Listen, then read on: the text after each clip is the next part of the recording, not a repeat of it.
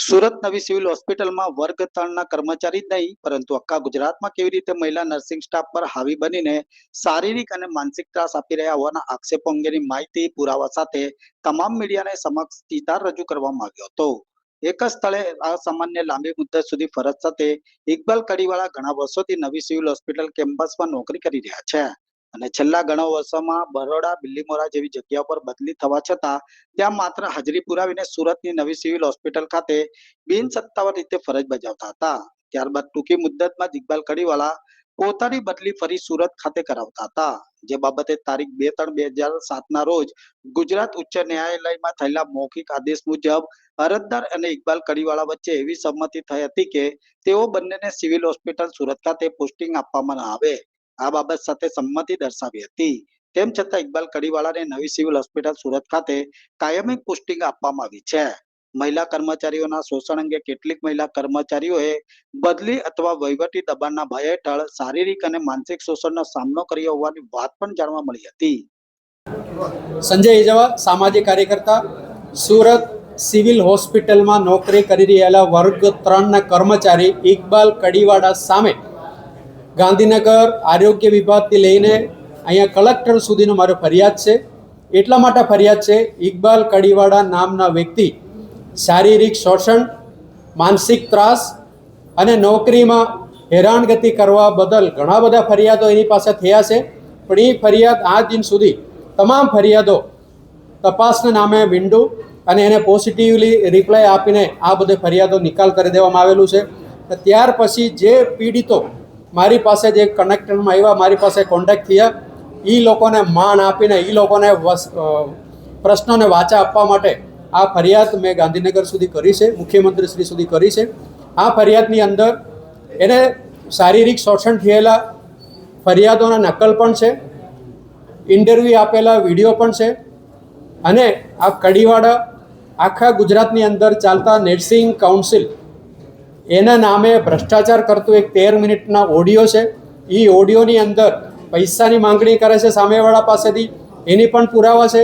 અને સાથે સાથે સીએમ ડાયરેક્ટ થઈ ગયેલો છે મારી જોડે એવી પણ એ માંગ કરે છે. આવી બધી તમામ વસ્તુઓના પુરાવા સાથે મેં આ ફરિયાદની અંદર પુરાવા તરીકે એન્ક્વાયરી ઓફિસરને પણ આપી ચૂક્યા છે. આની અંદર કોઈ પણ પીડિતો આગળ આવીને ફરિયાદ હવે દાખલ કરવા માટેનું ઇન્ટરેસ્ટ એટલા માટે નથી બતાવતું કારણ કે સામદામ દંડ ભેદથી એ લોકોને બેસાડી દેવામાં આવે છે, અન્ય જગ્યા પર બદલી કરી દેવામાં આવે છે અને ડ્યુટીમાં ત્રાસ આપવામાં આવે છે. અને અનેક લોકો મને એફિડેવિટ કરીને પોતાના પ્રશ્નો, પોતાના જે પીડિત થયેલા પ્રશ્નો, જે હેરાનગતિ થયેલા પ્રશ્નો એફિડેવિટ કરીને મને પણ આપ્યું છે. એટલા માટે આપ સમક્ષ આ પ્રશ્નો હું રજૂ કરું છું. ઇકબાલ કડીવાળાના સામે જલ્દીમાં જલ્દી એક્શન લેવા માટેનું મારો અપીલ છે સરકારમાં, કારણ કે તાજેતરમાં લાજપુર જેલમાં પણ એનો એક મળતિયા દ્વારા પ્રતિબંધિત વસ્તુઓ લઈ જવા માટેનો પણ એક મામલો બહાર આવ્યો છે. એની અંદર પણ 2 મહિના થઈ ગયા છતાં કોઈ કાર્યવાહી થયું નથી. તો તંત્ર કોને બચાવી રહ્યા છે એ પણ એક અત્યારે મોટો સવાલ છે. એટલા માટે મારે મુખ્યમંત્રીથી લઈને આરોગ્ય મંત્રીથી લઈને તમામને મારી આ વિનંતી છે, જલ્દી તકે શક્ય હશે તો નાજે અમને સસ્પેન્ડ કરે, ફરજ મુક્તિ આપે અને ત્યાર પછી એની સામે જેટલા બી ફરિયાદ છે એ પારદર્શક રીતે અને ન્યાય મળે એવી રીતે તપાસ થાય એવી મારી વિનંતી છે. સંજયભાઈ, તમે મીડિયા સમક્ષ આવ્યા, ફરિયાદીએ કેટલી ફરિયાદ કરી છે અને એ કેમ મીડિયા સમક્ષ નથી આવી ગયા? ફરિયાદીએ મીડિયા સમક્ષ ઓલરેડી આવી ચૂક્યા છે, આગળ પણ આવી ચૂક્યા છે, વર્ષ 2022માં પણ આવી ચૂક્યા છે, એની આગળ પણ આવ્યા છે. જે લોકો ઇકબાલ કડીવાળાને મારામારીના પણ પ્રશ્નો આગળ બની ચૂક્યા છે એ બધા સ્ત્રીઓના રિલેટેડ મેટરો હતા.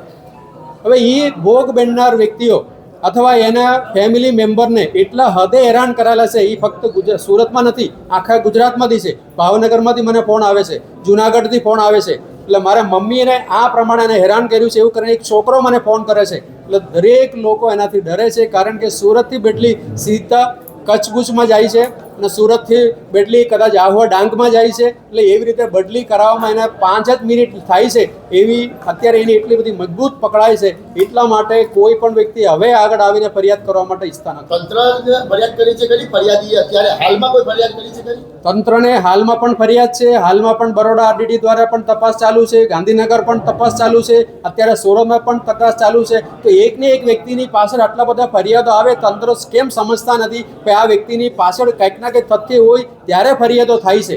એટલે એ પોઝિટિવલી લેતા નથી અને એને બચાવવાનો પ્રયત્નમાં તંત્ર આખું અત્યારે એની અંદર દેખાઈ રહ્યા છે. એમ્બ્યુલન્સનો વિડીયો બતાવ્યો તમે, એ શું છે આખી હકીકત? એમ્બ્યુલન્સના વિડીયોની અંદર પણ એ એમ્બ્યુલન્સનો જે વિડીયો છે એની અંદર એક કપલ દેખાય છે, એની અંદર એક વ્યક્તિ ઇકબાલ કડીવાળા છે એવું મારા મગજ પ્રમાણે સાબિત કર્યું છે. એને ફોટો સાથે કમ્પેર કરે તો કોઈ પણ વ્યક્તિને ખબર પડે છે ઇકબાલ કડીવાળા જ છે, પણ બાકી કોઈને દેખાતું નથી. એટલા માટે એ કમ્પ્લેન્ટ છે એને પણ ફાઇલ કરી દીધું છે, કારણ કે એ એમ્બ્યુલન્સ ઇકબાલ કડીવાળાના જે સંસ્થા છે, માનવ સેવા ચેરિટેબલ ટ્રસ્ટના જે સંસ્થા છે, એ સંસ્થાના નામે છે. હાલમાં એ એમ્બ્યુલન્સ પણ વેચી દેવામાં આવ્યું છે ગેરકાયદેસર રીતે. અને એ એમ્બ્યુલન્સને જે જગ્યા ઉપરથી અડાજણ બ્રિજ ઉપરથી જતા જે વિડીયો છે, એ વિડીયો સ્પષ્ટતાથી જોવે તો ખબર પડે આની અંદર પણ આ જ આરોપી છે. એટલે કાર્યવાહી હજી સુધી થયું નથી. એ બેને ફરિયાદ કરી છે જે વિડીયો છે એ બેને? ના, વિડીયોની અંદર જે બેન છે એ ફરિયાદ એને જે તે સમયે કરી છે કે નથી કરી એ મને હજી આઈડિયા નથી, પણ મારી માંગણી એવી છે આ જે હજારો લાખો લોકોનું જે લાગણી ડૂબાવવાનો જે આ વિડીયો છે એની સામે જરૂર કાર્યવાહી થવી જોઈએ. તમારે શા માટે આવું પડ્યું? સેંકડો લોકો મને ફોન કર્યા, લગભગ 50, 60, 70 લોકો મને ફોન કર્યા અને ઘણા બધા લોકો મને સપોર્ટ કર્યું, ભાઈ સંજયભાઈ આ મુદ્દો તમે ઉઠાવો, કારણ કે અમે હવે આ ફરિયાદ લઈને અમારો સર્વિસ ચાલુ હોય અથવા અમારું પેન્શન અટકી જવાનું ભયભીતિ હોય એટલે અમે ના આવી શકીએ આગળ, તમે અમને મદદ કરી શકતા હોય તો તમે મદદ કરો, એવી માંગણી મારી સમક્ષ ઘણા બધા લોકો મૂક્યા. એટલા માટે મારે આગળ આવવું પડ્યું છે, કારણ કે પીડિતો હજુ હેરાન થવા માંગતા નથી. કોઈ પણ મેસેજ આવે તો હું એને તમે જુબાની આપવા તૈયાર છો તો એમ જ જવાબ આપે છે, મારે બદલી જોતી નથી સાહેબ, મારે હેરાન થવું નથી, એવું જવાબ આવે છે. એટલા માટે આ લોકો વતી મેં અત્યારે આ સમક્ષ કરવા માટેની જરૂર પડી છે.